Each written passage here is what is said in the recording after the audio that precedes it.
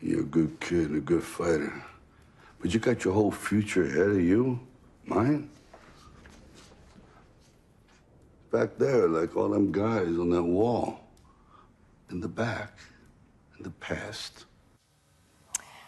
There he is, Sylvester Stallone, playing the role that's tipped to win him an Oscar for Best Supporting Actor at Monday's Academy Awards. I personally think he's got it in the bag. The movie is Creed. The character is, of course, Rocky Balboa. And joining us now is the woman behind his amazing acting in that movie, Sly Stallone's coach, Ivana Chubbuck. Ivana, good to speak to you again. This movie, Creed, is the first project that you worked with Sylvester on without jinxing him. I personally think it's going to get him his first Oscar. But it's interesting because it's a role that he wrote originally. So what did you teach Sly about Rocky?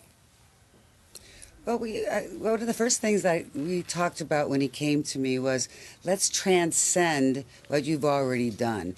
It's like you've already done Rocky, you've done it many times. What we want to do is take it to the next step. What happens to a man who's had a lot of loss, who's lost the most important people in his life, who doesn't really have a reason to live, and then ends up getting a cancer diagnosis, which gives him even more reasons. It's like, look, I've lived my life. And what we did was we explored what makes somebody want to continue to live life when everything has been taken away from them. Very kind of profound journey, connecting his relationship with the Creed's son by virtue of the fact that Rocky's son in the movie, he has an estranged relationship. So it becomes a second chance to fix his personal relationship with his son and therefore have a reason to continue to live. It was, and it's also, what it does is it allows the audience to kind of root for you on a different level than the ring itself, because life becomes the boxing ring, and that's pretty cool. Yeah, wow, okay. He strikes me as being someone who has a lot of self-deprecation. He's the first to admit he's been treated like somewhat of a joke around Hollywood for the last 30-odd years. How does he feel to suddenly be getting this sort of respect with this nomination?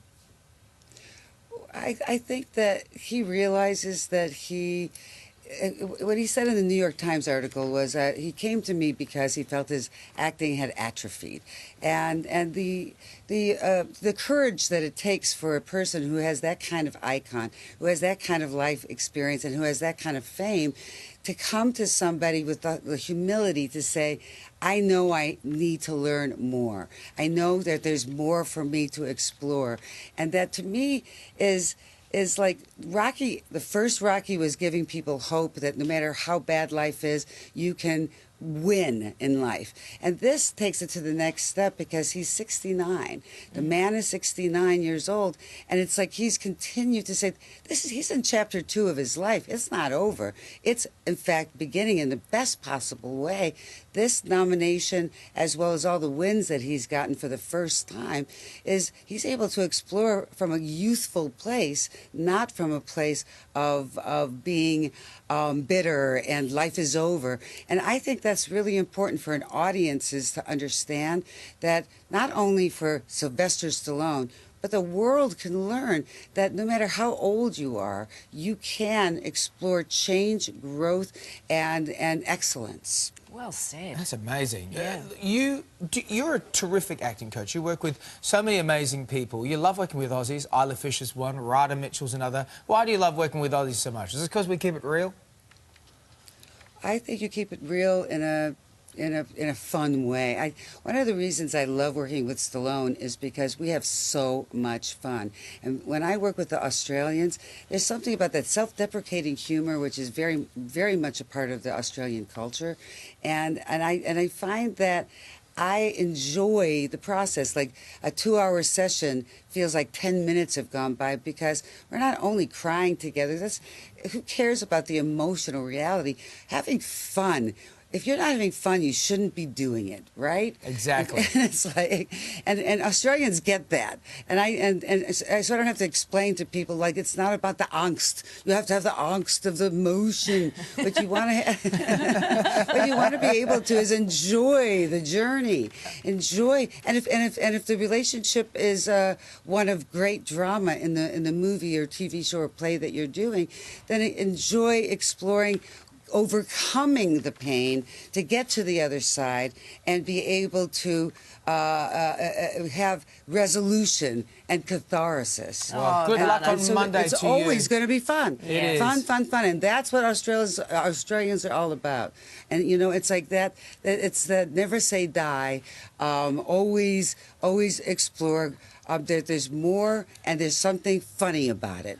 Good perspective and a real treat to chat to you today, Ivana. Thank you so much. Good luck on Monday, Ivana. Thank you. The Oscars are on here. Channel 9 Craig, at he's going to win. 12:30. He's going to win. Go, gonna win. Rocky. Go, Sly. Yeah. I feel like I've just had a therapy I've had session. a pep talk. I feel like this is my Isn't he Friday wonderful? now. This is our Friday together. Coming up, the 5-hour quick fix anyone can do.